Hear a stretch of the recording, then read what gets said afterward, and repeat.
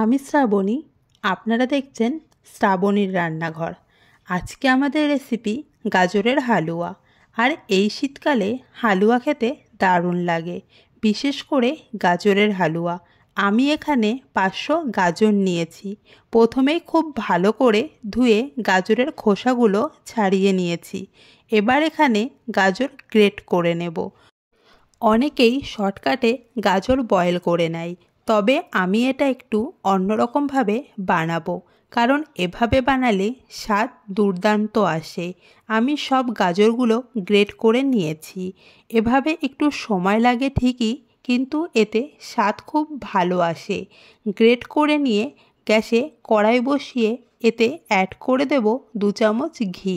হালুয়াতে খুব বেশি ঘি এর প্রয়োজন হয় না, খুব অল্প ঘিতেই এটি তৈরি হয়ে যায়।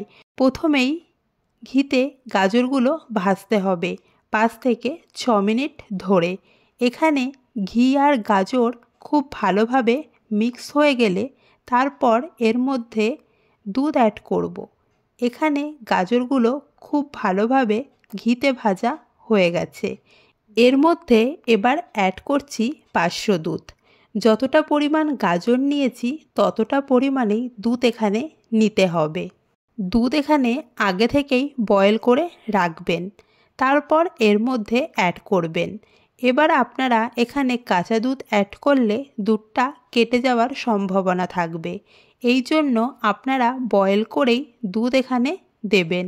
খুব ভালো করে দুধ ও গাজরকে একসাথে মিশিয়ে নিতে হবে এবং ঢেকে ঢেকে এটাকে সেদ্ধ করতে হবে। মানে একবার ঢাকতে হবে, কিছুটা বয়েল হবে, তারপর আবার এটাকে নাড়তে হবে, আবার ঢেকে বয়েল করতে হবে, আবার নাড়তে হবে।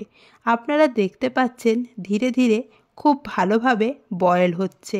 ধীরে ধীরে বয়েল হলেই খুব ভালো তৈরি হয় গাজরের হালুয়া।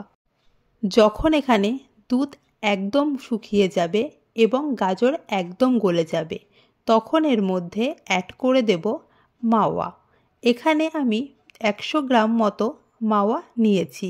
এটা ঘরে বানানো মাওয়া। আপনারা ঘরে বানিয়ে নিতে পারেন অথবা বাজার থেকে কিনে আনতে পারেন। এখানে মাওয়াতে কোনো মিষ্টি ছিল না। খুব ভালোভাবে মিক্স করে নিয়ে 1 কাপ চিনি অ্যাড করব। চিনি এখানে টেস্ট অনুযায়ী কম বেশি ব্যবহার করবেন। চিনি গলে গেলে এটি এরকম পাতলা হয়ে আসবে, তখন কয়েকটা কিশমিশ দিয়ে দেব।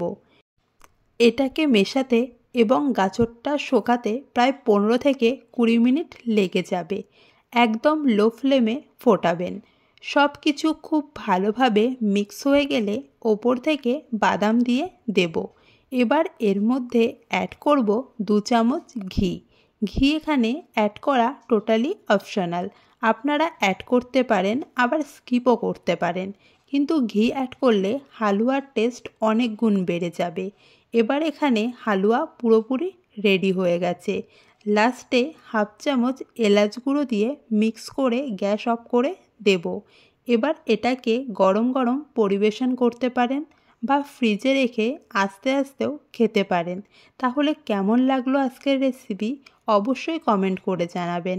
দেখা হচ্ছে নতুন কোনো ভিডিওতে নতুন কোনো রেসিপি নিয়ে।